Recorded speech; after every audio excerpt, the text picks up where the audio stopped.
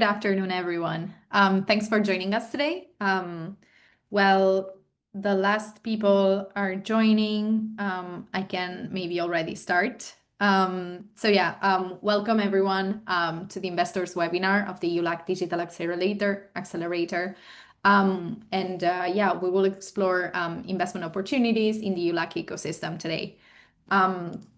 I'm Tenia Kulume. I'm from EBAN, the European Business Angels Network. I'm a project manager there. And today I'm joined by Francesca Cavanna, who is Managing Director of Europe at Mind the Bridge. If you want to quickly introduce yourself, Francesca. Thank you very much, Tenia. Thank you for having me here. Indeed, my name is Francesca Cavanna. I'm Managing Director for Mind the Bridge, an innovation advisory company based between Europe and the US. But maybe I can tell you a bit more about this later on. Definitely. As I was mentioning before, today we'll dive into one of a really interesting innovation corridor, the EU-LAC digital ecosystem. So the European Union and Latin America and the Caribbean ecosystem. So whether you're an angel investor, venture capitalist, startup, corporate investor, this webinar will equip you with really interesting insights into high growth opportunities, sector-specific trends, and how corporate partnerships can de-risk your investments. But before we get started, maybe we can go quickly over the agenda for today. So we will cover the investment landscape in the EU-LAC ecosystem. We will go into trends, data, and opportunities. Second of all, Francesca will dive deeper into how corporate partnerships can de-risk investments. Third, I'll go over some sector-specific deep dives and in high potential industries in both Latin America and the EU, and how we're covering that with the EU-LAC Digital Accelerator. You will see how everything comes together at the end. And finally, we will have some time for a Q&A session where you'll have a chance to ask questions and engage with the team. In any case, if throughout the presentation you have any questions, please feel free to drop them on the chat. And at the end, we will read them all and answer them one by one. All right, so before getting officially started with the investment landscape, I just wanted to give a quick shout out to the initiative that supports this webinar, which is the EU-LAC Digital Accelerator, which is a program supported and funded by the European Union and Global Gateway that is a multi-sided platform creating strategic partnerships and accelerating partnerships between startups and corporates across the EU, Latin America, and the Caribbean, which promotes regional cooperation in digital innovation. This initiative is led by several organizations across Europe and Latin America and the Caribbean, including EBAN, the European Business Angels Network, EBN, Expertise France, Octantis, IESE, WIDA, Tecnalia Colombia, the IBB Lab, and Tecnalia in the Basque Country. The model is simple of this acceleration program. So large companies who are our corporate partners bring digital challenges that they're facing, and startups and innovative SMEs can propose solutions to these challenges. After that, the acceleration supports both parties to co-develop and scale this solution through a 6-month acceleration program. The main goal is about helping this partnership scale and grow in a real-world scenario. The startups selected into the program are eligible for 7,000 euros to develop their proof of concept and up to 3,500 euros for traveling and transporting equipment. Besides that, the whole acceleration program covers from proof of concept to investment and scaling for the startup. So they, through the acceleration program, they're able to basically work out their pitch decks and get connections to the investors. But moving on to the investment landscape in the EU-LAC ecosystem. We will cover some data and hopefully it will be really useful for you guys. Let's begin by comparing the growth of startup valuations in the EU and Latin America from 2018 to 2025.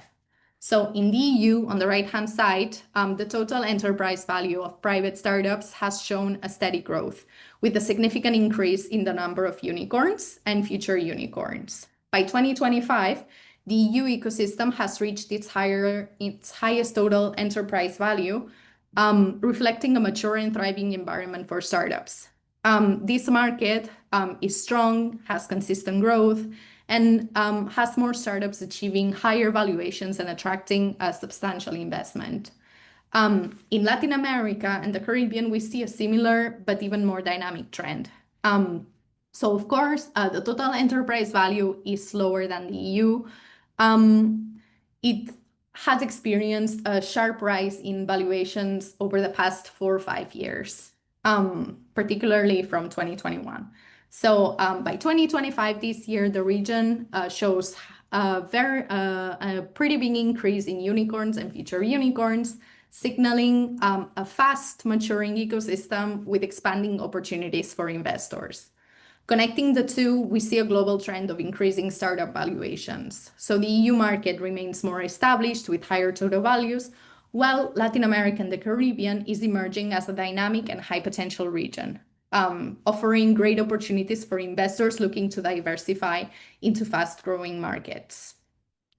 Now we will zoom into the VC investment by stage. In the EU, in this case on the left-hand side, VC investment is robust across all stages, from pre-seed to those few mega rounds that there are. The peak in 2021 reflects a mature ecosystem with a pretty big capital flowing into startups at every stage. This shows a stable ecosystem, which is a lower risk environment for investors, particularly for growth stage and later stage investments. In contrast, on the right-hand side, we can see the LAC showing a different pattern. So, of course, everyone knows about the peak in 2021, but investment is heavily concentrated in the early stages. So seed, Series A, and Series B.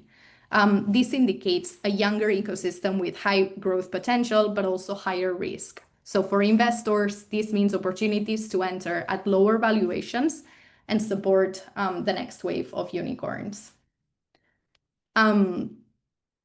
Now, I quickly wanted to go over basically where these investors are coming from, because we can see like the distribution in stage-wise, but how about the connections between different regions, right? So yeah, let's look at where these investments are coming from. Investors are diverse, with significant contributions from domestic, European, and USA-based investors on the European side, so on the right-hand side. There's a high diversity of investors, which reduces the risk and provides the startups with access to a global network of resources and expertise, as you can see. So, of course, most of the investment is domestic and European, but we see also a pretty important proportion of US-based investors in the earlier stages. Let's remember that we are looking into the early stages. In Latin America and the Caribbean, on the left-hand side, investments are mostly dominated by domestic and USA-based investors, with limited participation from European, Asian, and rest of the world investors. This concentration increases risk, but it also presents an opportunity for EU investors to diversify their portfolios by entering the Latin American and Caribbean market.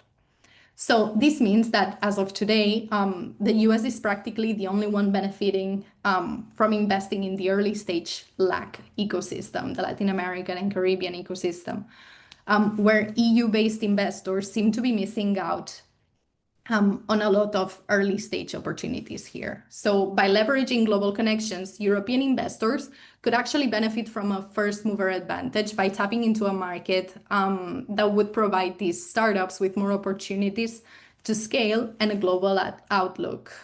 So by connecting these two regions, we can unlock many synergies, actually. EU investors can leverage their experience to support LAC startups, accessing high growth opportunities in a less saturated market at lower valuations.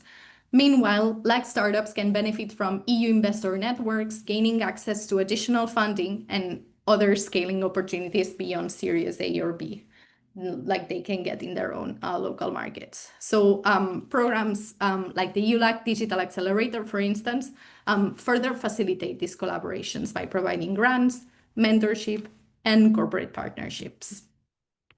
All right. Now, maybe we can go through, how corporate partnerships can de-risk investments and accelerate startup success. So it's Francesca's turn. Thank you very much. Just give me a couple of seconds to share my screen.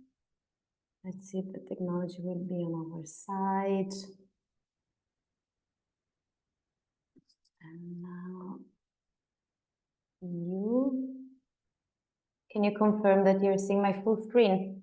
Yes. Amazing, perfect. Well, first of all, again, thank you so much for having me here. Maybe quickly, before to go into the topic of today, I would like to quickly introduce more than myself, the company that I work for, Mind the Bridge, so that you can have an idea on why, like today, I'm here today talking about corporate and startup collaboration. Very quickly, what do we do on Mind the Bridge? We say that we bridge the world to innovation. The company was born in 2007 in San Francisco from an idea of Marco Marinucci.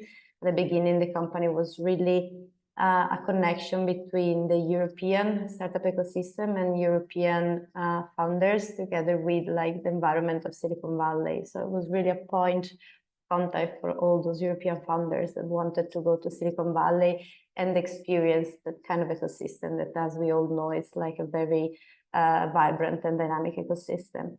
So from there, the company grew at the beginning, indeed, focusing on supporting startup in growing globally. And then we saw through some European project, maybe some of you are familiar with the Startup Ecosystem Partnership, SCP. We started working and integrating into this model also corporates that were looking for startup indeed to innovate through external sources. So in this point, we really saw that corporates nowadays, they need external contributor in order to innovate. They cannot do that all internally. So we shifted and focusing not just on startup program, but indeed in supporting corporates in integrated innovation from an external point, mainly startup, but also through different programs. Since then, the company grew pretty globally. Today, we count on offices in the US, in Europe, and also in Asia. So we decided to build this global network in order to support startup and corporate to innovate together. Well, this very quickly, I don't want to spend much time into it, but indeed now we work together both with corporates and what we call government and ecosystem builder, so supporting both sides in going forward in their innovation journey. These are some number of our startup programs. As you can see, like we work together with like different government organizations that like are willing to support their local startup to scale and innovate globally. And this is our AI tool that we use indeed to support this corporate startup matching. But let's go straight to the point and to the topic of today. So why and how corporate partnership can support startup success? First of all, I think before to dive into like the answer of this, I would like to remind a bit why this matter, why this is like an important topic. And the number are like just in front of you. These are numbers not made up by me, but we took it from CB Insights. And it's pretty clear. It shows very clearly like what is the mortality rates of startup and the case of success. You can see from here that around 90% of startups remain just ideas, so they never get funded. And the 10-15% that actually become seed funded, you can see that of all of those, 48%, so basically half of them, half of the startup that make it to Series A, they crash or survive without an exit, while the 12% make an early exit that we interpreted this data as like mostly unhappy heart kind of process. So like here is like the main point. Of course, we know that the mortality rate of startup are very high, and these of course reflect also on an investor point of view, because like it's always more risky to invest in a early stage startup. Here also, I think this also is like a very interesting data because it shows like why the startup mainly failed. Again, we took this information from a recent report from CB Inside. And the first data, the one that I think you can notice the most, is like the fact that they're missing like product market fit. Why is that? They're building like something that the market do not need. So it's very important for startups to be able to validate their product before even to enter the market or at a very early stage. And I think this is when corporate can come in and support the startup. In this graphic, we try to put together a bit of like the main way on how corporate and startup can collaborate together. Here you can see them divided between like the commitment that the corporate would put in the collaboration and the startup development stage. Of course, not every startup in every stage is ready to work with a corporate at any moment, but there are different kinds of collaboration that can support and then like really help the startup to grow in a healthy way. The main one, and also we will see later on, is the one that is more common, is venture clienting. So for venture clienting, we intend every kind of collaboration. It usually starts with the corporate, like doing scouting or a call for startups. So looking for solution, looking for innovation externally, and then try to develop with the selected startups some kind of pilot project or POC, proof of concept. In this case, the company become the startup for customers. So like the startup can work together with the corporate, providing their services or their products. Then we have strategic partnership. This is yet another way, if you want, we can see that as a subgroup of venture clienting. And usually we refer to these when there is some kind of co-development or joint ventures between the startup and the corporate. This is like often the case of like university spin-off, for example, where like the corporate will spot some kind of interesting innovation. Usually here we're talking about like more deep tech innovation, and they decide to work together with the people that are putting together this spin-off and decided to bring it to the next stage. Of course, then we have corporate venture client, corporate venture capital. This model, of course, has its pros and cons. Many companies decide to invest in the startup that they collaborate with. Here we are mainly talking about strategic investors. So the main goal is not just to have a financial return, but it's really trying to not just acquire a technology, but also having like some interest in the future of this company and how it develops. And last but not least, we have everything that falls into open innovation programs. So here we are talking about acceleration program, hackathons, and all these kind of services that corporates provide to startup in order both to acquire the technology, but also to understand how that kind of market or technology evolves. I think here the interesting part is understanding indeed how this corporate partnership can de-risk the investment. And when I say the risk investment, I'm saying basically they're trying to make the life of the startup longer or like less risky. So for sure, a startup that will collaborate with a company will validate early stage the technology and the market fit. So what we were referring to before. In this case, the corporates are like not just testing a product or a service, but also offering some kind of references for the customer. When we work with companies all around the world and we help them to connect with startup, one of the first things that the companies are asking us to validate a startup is to check if this startup is already working with other big corporates. Why? Because of course, a small company that for the first time needs to interact with a big corporation, the risk of failure is very high because there are many processes like different timing that sometimes put this collaboration at risk. So the fact that a corporate start to work together with a startup, not just validate the technology, but also teach them somehow how to collaborate with bigger entities. Of course, there is the part of revenues. If the corporates become a client, somehow will pay for this pilot project. So these not just help the startup to go on profitability, but also reduce the dependence on equity funding.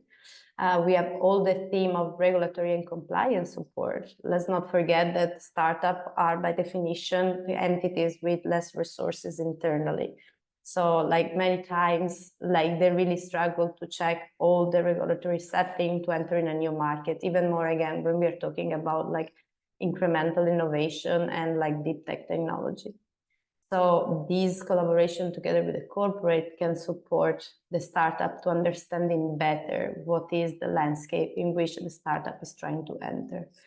And last but not least, we have indeed the integration with the supply chain. Let's remember that when a startup starts to work together with a corporate, it doesn't just start to work together with a corporate, but most likely with like a set of providers that are already integrated with the company.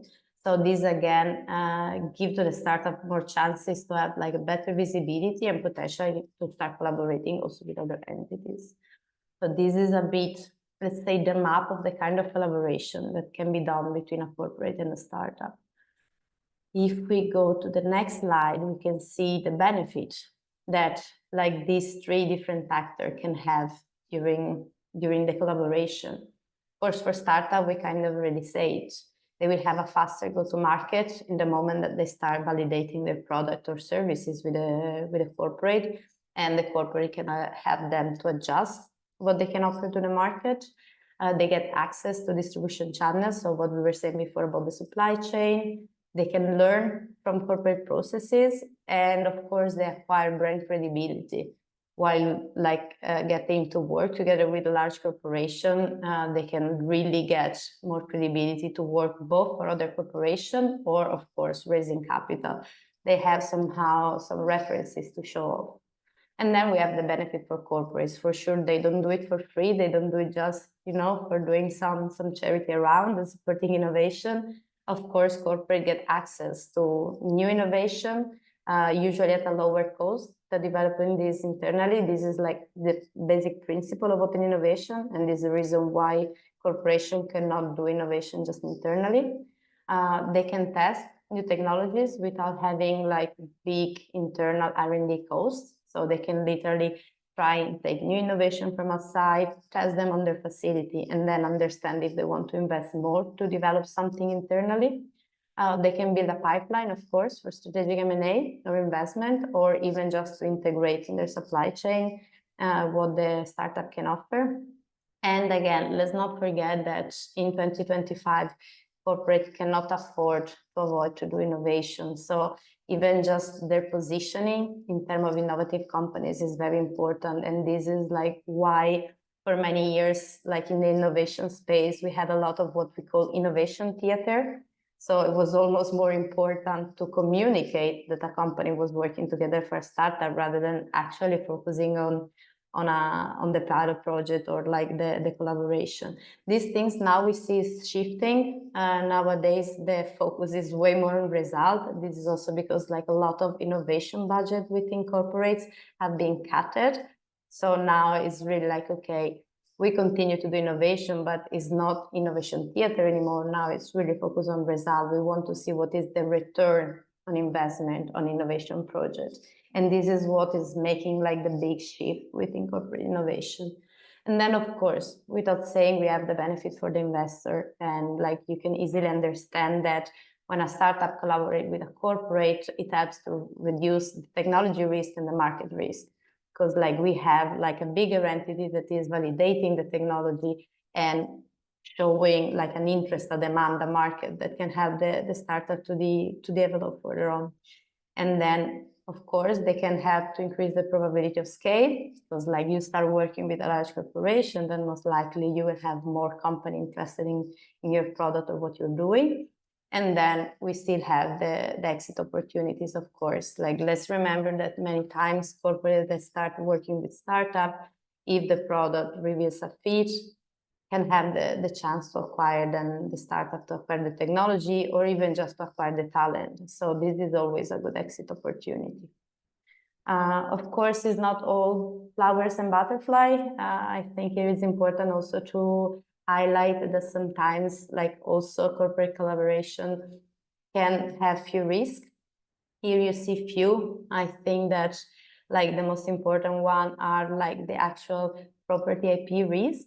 So intellectual property, when like a startup start contributing with a corporate, can really get wrong if it's not set up right at the first time.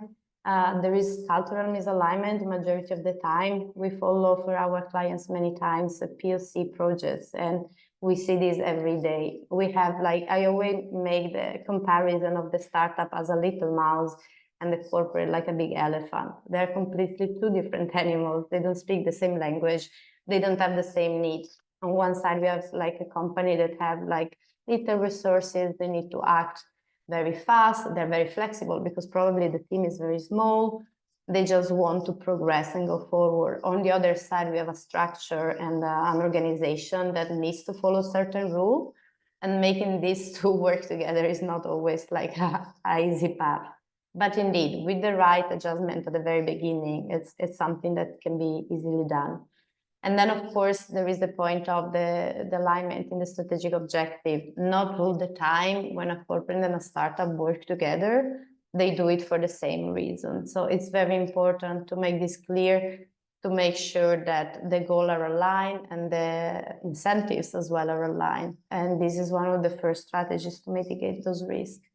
Then, of course, there are like more risks that comes with later stage, that is over dependencies on the corporate partner for the startup. So if a startup gets too much integrated within the corporate, it will not be so good for the market, because like it's basically like part of the corporate, there will be no other companies interested in working with them, and the public market expectation. So again, when a startup and a company decide to get together after like an M&A, the risk that the M&A, because of like cultural misalignment and different objectives, goes wrong are pretty high. So it's another thing to keep into consideration. And yeah, here again, you can see for each of the risks that we saw before, you can see like few different ways to mitigate it, from like partnership model to clear IP agreements. Having, I think let's say the most important one for me is having clear goal and KPI when you start a collaboration together. So this is even more important when we're talking about POC. It's very hard, of course, to measure the return on investment when a startup and a corporate are working together, because some factors are clearly tangible. And here we're talking about saving some costs, or like having bigger revenues, or optimizing some processes. But then there are some effects that are clearly intangible, so that are very hard to measure and very hard then to integrate in these reports that are now required to show that the expenses of innovation are justified somehow.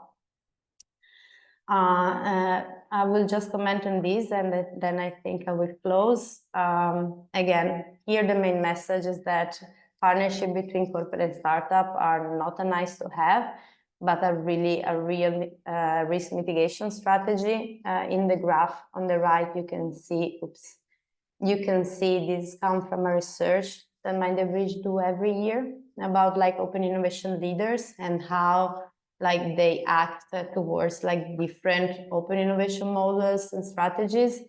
And you can see that 100% of the open innovation leader use venture client models. That means indeed this collaboration with startup mainly finalize the POC and collaboration. And why this? Because like it's like the first way and the most easy way to start testing a new technology, testing collaboration with a startup without risking too much. So this is why it's essential. And another trends that we're seeing about it is like this increasing hybridization. So more and more maybe startups that are introduced within the company through a venture client part are then moved to entrepreneurship model or venture building. So we see this different model like slowly evolving and getting together. So the startup are not just reduced to have like a POC within the company, but they're entering different rooms. And this is very interesting because I think we will see in the future more different way of collaboration between corporate and startups. So this is a bit, let's say, my part. Happy to answer to all your questions that you have at the end. Thanks so much, Francesca. Indeed, this is super eye-opening, and actually, like this last graph is also really really relevant, and actually it's quite relevant also to the program that we have at the EU-LAC Digital Accelerator, because one of the services that we offer indeed it's like these corporate venturing capabilities and understanding how these startups can actually sell to these companies. I think it's the easiest way in which these startups can scale. But yeah, thanks a lot, Francesca. Really appreciate You're it. welcome. I think there will be a lot of interesting questions towards the end at the last part of the webinar. But yeah, let me quickly then continue on my side and share my screen. I just wanted to, before moving on to the next part, just wanted to quickly highlight again the services that we are offering, because in line with what Francesca was commenting, it's important that it de-risks even more the investment for any type of investor if you have an external organization accompanying this collaboration and helping it establish from the signature of an MOU until they're basically scaling not only through that specific corporate, but scaling through multiple corporates and basically raising an investment round. So yeah, I just wanted to quickly highlight that. And also as part of the services, of course. I know that among the audience today, we have a lot of investors.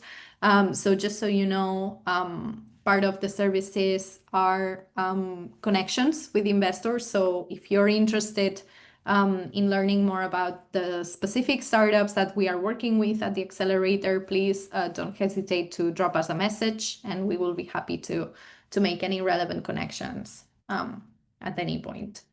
But yeah, on my side, I just wanted to go quickly into some leading industries, both in the EU and in the Latin American and Caribbean markets.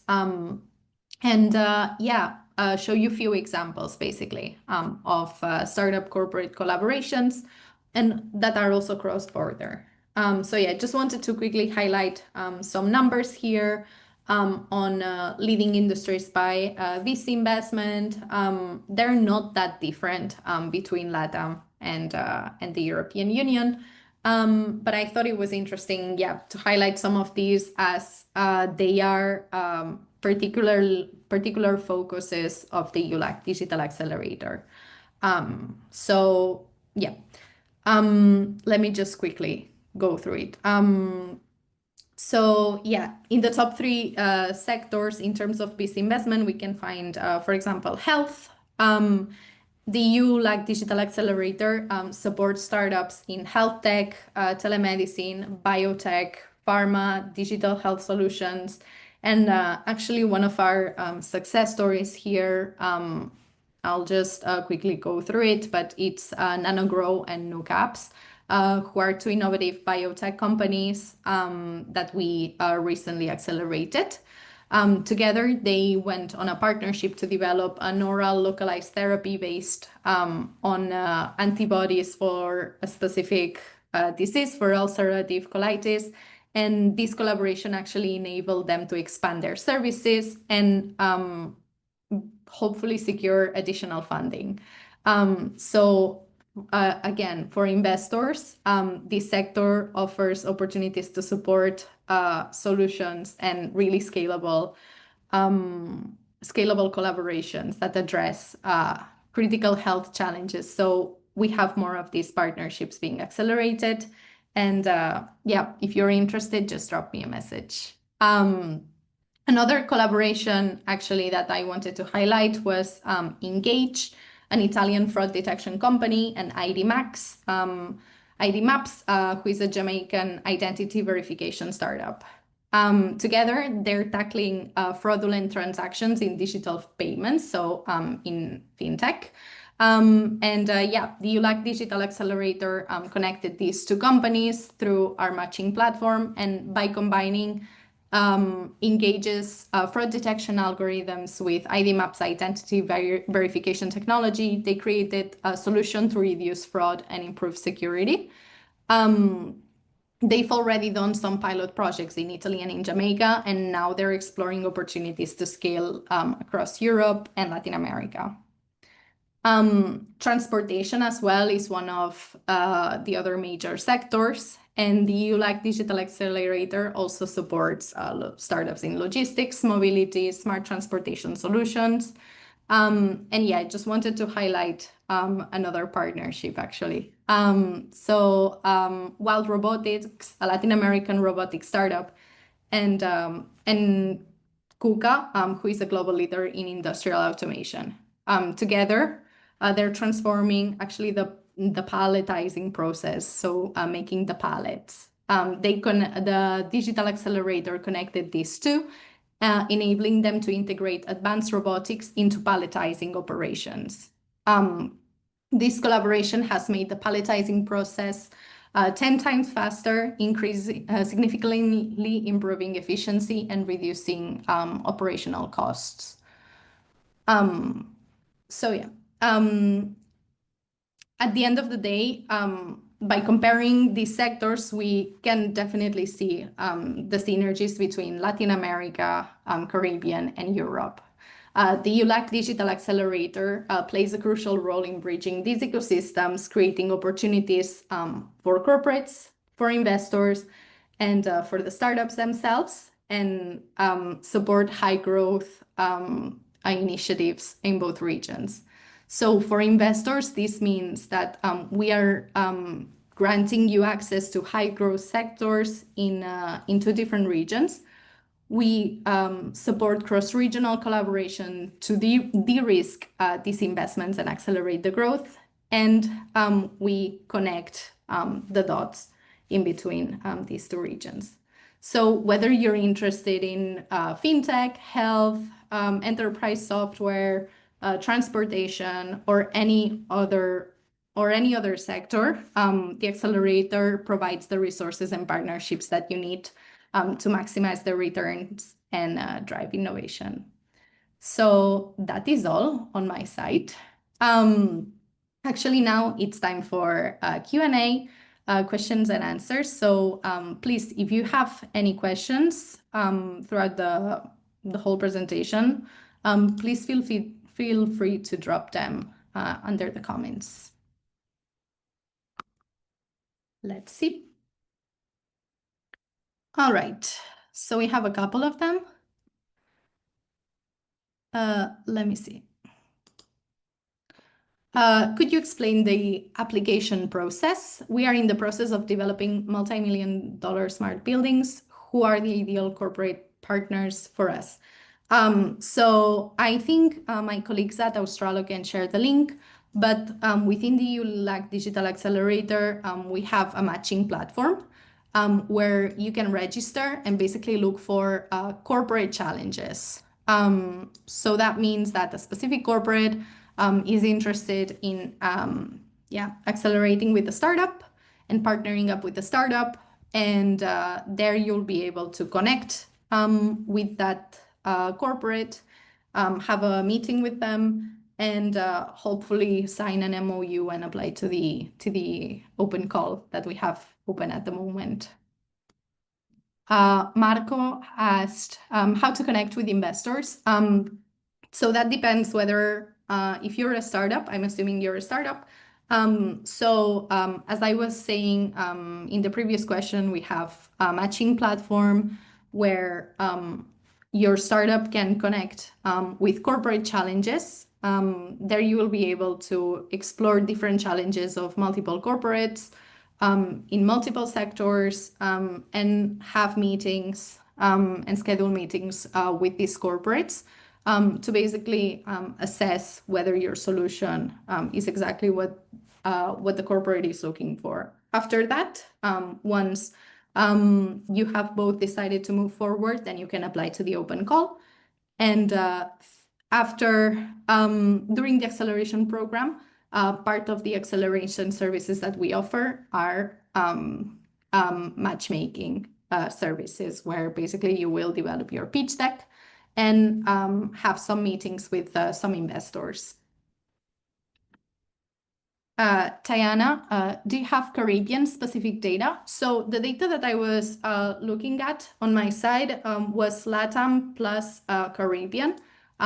If you have this specific request, feel free to drop me an email. I haven't put my email here, but I can leave it on the follow-up email, and I can send you some Caribbean data if you're interested. IDB has a VC grant. How can we collaborate? Do we qualify an experienced VC, or can you introduce us? So we'd be happy to speak with you, Michael. I think our coordinators and part of our team would be happy to have a talk with you. So yeah, I can follow up via email. So yeah, let me just write it down 1 second. All right, good. All right. Donna, what type of marketing companies do VC invest in? That depends on the stage, depends on what you do exactly. So that really depends on case-by-case basis. Was this presentation also intended to target the Southern Caribbean? Correct, Luke. So the program applies for EU-based startups, Latin American-based startups, and Caribbean-based startups. So they all enter. All right. We operate a food manufacturing business in Trinidad and Tobago. At the present, we are in the process of selling it.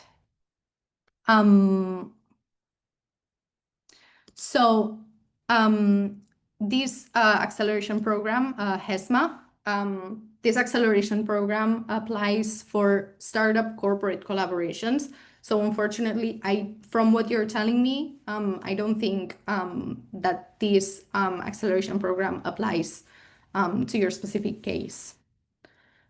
Lina, so indeed, there are possibilities to get involved as an advisor or investor in the Caribbean. So it would be great to speak with you, Lina.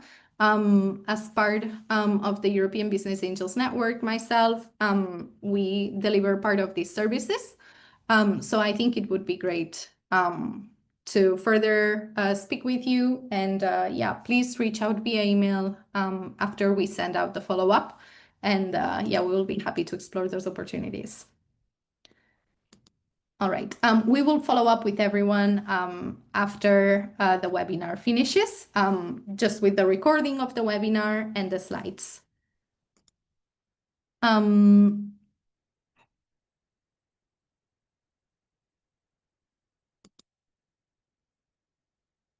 Indeed. Thanks for sharing your input. These B2B startup from Guyana.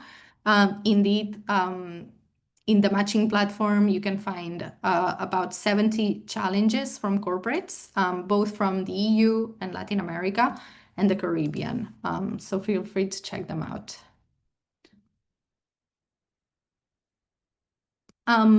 Jackie, I think there are a couple corporate challenges regarding precision agriculture.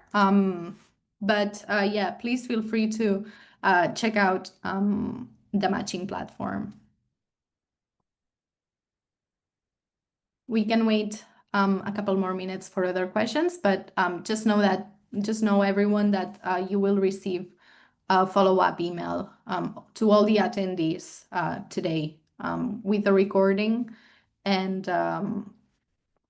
further information on via email.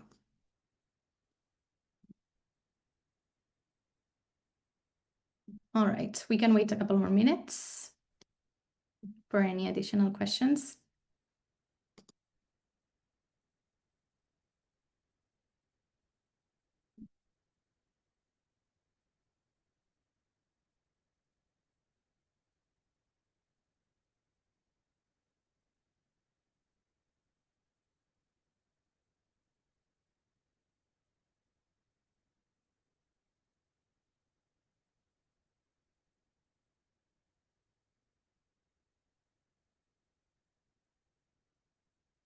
How can an IPA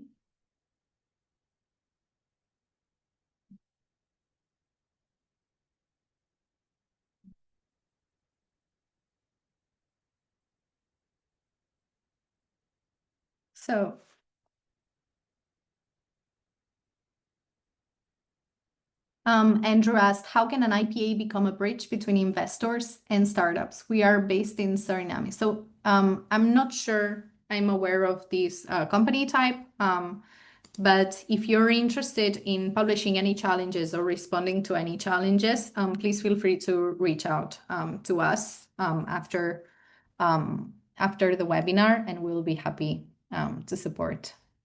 Rosalind, can I receive the recording and information? Yes. So Rosalind, as I was mentioning earlier, we will follow up via email either tomorrow or this week for sure with the recording and the slides as well. So you can check out what we're doing. Investment promotion agency. Yes. So Andrew, we would be happy to speak with you because indeed there are some collaboration opportunities there, and we want to involve as much as possible Caribbean and Latin American organizations. So we would be happy to speak with you.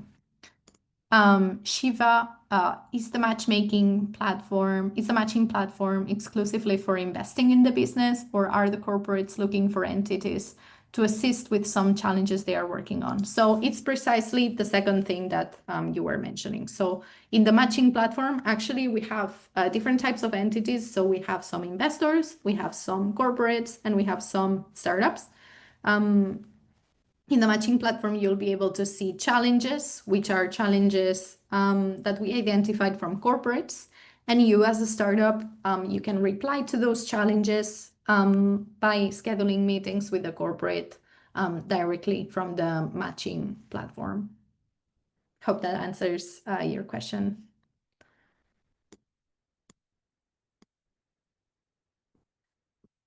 All right. Let's wait a couple more minutes. And if not, if there aren't any more questions, then we will finalize the webinar.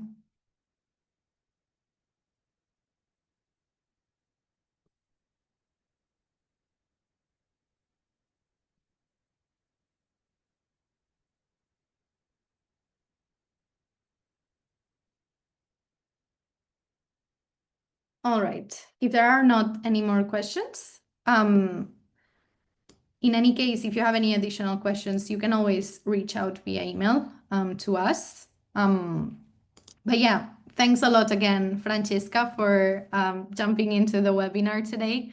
Really appreciate it. Thank you for having me. Really interesting stuff there. So we're really happy to have you on board today. Thanks to the Australio team for organizing the webinar and all the logistics. Really appreciate it. And yeah, it's been a pleasure talking to you guys. I hope we'll hear from some of you very soon.